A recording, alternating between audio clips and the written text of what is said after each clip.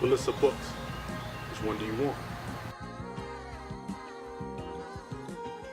The heightened ambitions of the youth. Music from Chicago is a great avenue for giving youth the means to uplift themselves. Man, we could be making movies in Chicago, bro. There's so much talent. Chicago is in that critical condition because we don't have jobs. You know, we have a poor educational system. In fact, CPS right now is trying to eliminate more schools in Black and Latino communities. The Chicago public schools closing is definitely going to have a detrimental impact on the community, and it's definitely going to escalate violence. You have to remember that school zoning coincides with once you send this kid to another school area, you're sending them to rival gangs, where it's definitely going to escalate gang violence. This is something that Rahm Emanuel knows, who wants to make a future for themselves. Every time they get to school, it's a death route. It's a life and death situation. When you listen to Barack Obama's speech about, Hadia's death, he mixed up the story because he wants to make it an issue of gun control, but it's not just an issue of gun control, it's an issue of institutionalized racism, which causes this violence to manifest itself. We see Rahm Emanuel at the funeral of Hadia, and then we see him enacting more policies which will lead to more gang deaths. So what can we say about this? But about these two young, I believe in the presumption of innocence.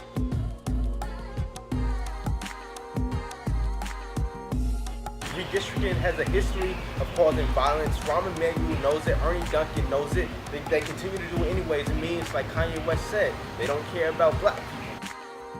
He wants to stop them from coming downtown so you can keep his little city nice. He wants to further marginalize the people of Chicago. He wants to isolate them, right? Exactly. Same thing with Renaissance 2010. And what did you see as a result of that? You saw different gangs in Finger, which culminated in Gary and Albert's death. That crippled a lot of poor people. Issues that are pertinent to our community. Those schools are not geared to our culture. If anything, they miseducate us. And we need our own independent schools. We can definitely do for self. A universal movement. You're absolutely right. Materialism is having a detrimental impact on our communities. That's why I'm advocating for more collectivism. The black and brown community. Assalamu alaikum to all the brothers and sisters out there. We bring a group of black people, we bring a group of Latino youth. We have to talk amongst each other. We have to have a dialogue with one another. It create a very powerful political and economic bloc. Some people might take it as a threat. Redirect the energy of the youth. Try to find your niche, try to find your passion. It all comes down to being true to yourself. Tunnel vision on your goals. Your life is a collection of time. Anytime you waste time, you're committing a mini suicide. We have to change our money habits. Anytime we get tax refunds, let's link up with some other black people in the hood. Do for self. Let's start a small business. Let's start a corner store. We can definitely do for self. Start utilizing yourself in a way that's productive. It's going to uplift you in your socioeconomic status, not only of yourself, but of your community. So what are your thoughts on some of the politicians in Chicago? Candidates never walk around these communities. They stay in the office. They didn't come into politics to help the people, to advocate for the interests of the people. They came in to get rich. They're weak. We need strong leadership in Chicago. Plan on running for alderman again?